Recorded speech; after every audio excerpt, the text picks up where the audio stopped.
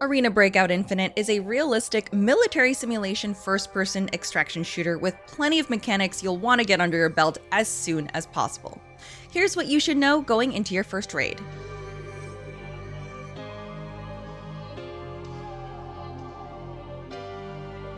You should aim to make coins, the in-game currency, fast. Getting more cash sooner helps you load up your inventory and makes prepping for raids much easier. The best way to make money fast is to complete quests and sell your loot. If you move to the tab labeled Contacts, you can mark quests to complete for XP and coin rewards. Once you finish the task related to the quests in your inventory, the game will automatically track them for you. The best missions to start with are the ones Joel Garrison will give you. These missions are a bit more challenging since they require you to eliminate enemies, find specific items, and survive, but the payouts are worth more than the other missions you can take on. You can have up to 10 main missions and 8 weekly missions selected all at once. You can sell loot 2 different ways, using the selling merchant or by listing the loot on the market. The selling merchant will always be the faster option to get cash quickly. However, the market pricing will be much better with the slight negative of delayed payouts. Going with the market route is the best option, though you have a limit of being able to sell 500 items a week. Market pricing fluctuates depending on in-universe demand, and you can cash out big on specific items pretty quickly.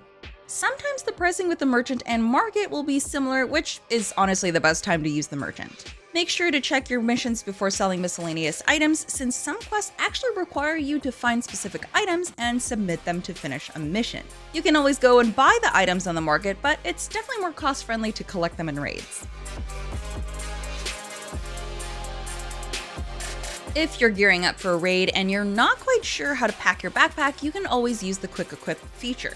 When entering a raid, go to your storage and check out what you want to bring. Arena Breakout Infinite systems will tell you when you're low on specific health supplies or ammo, so you can go into Quick Equip and select the corresponding items you need. The items will either be taken from your own stored stash or the market. You can purchase the items you need if you don't own them.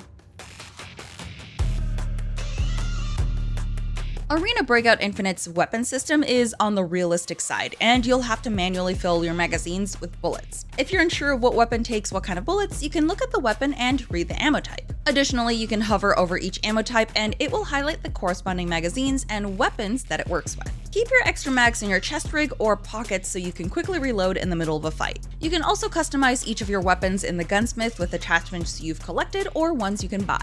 When you go into the gunsmith, you'll be able to look at all the possible attachments and equip the ones you want. If you own the attachment you've selected, it won't charge you and will just remove the item from your inventory. If you don't own the attachment you want, you'll just be charged at the end of the gun assembly. Not all attachments can work with each other, so pay attention to what is compatible with the current build you're creating. If you're not sure how a specific build will play, you can always go to the firing range to test out rate of fire and recoil.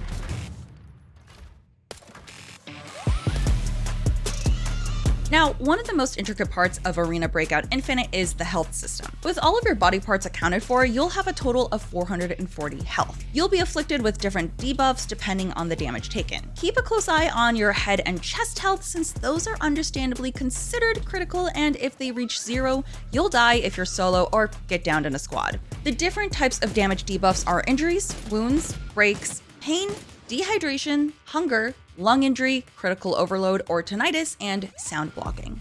An injury is when you take any damage. You can just use a med kit or first aid kit that has used points charge on it, and that should heal you.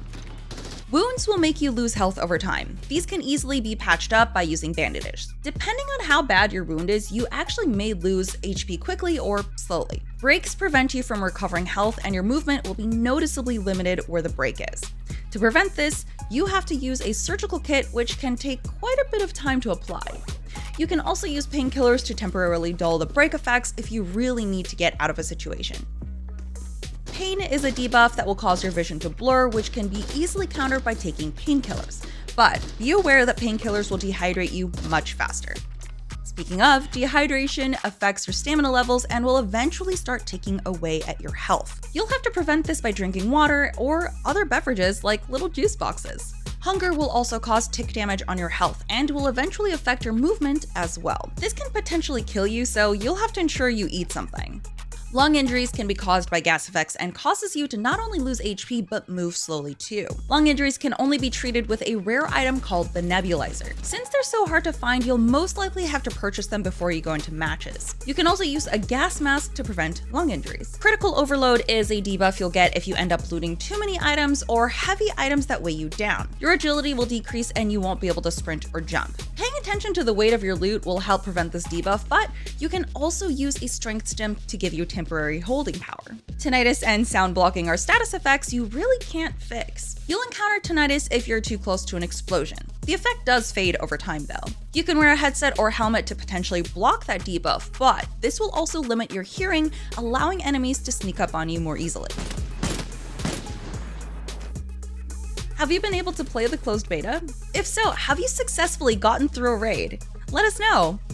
For more Arena Breakout Infinite tips and tricks, check out our guides page, and, of course, for up-to-date news, be sure to stay right here at IGN.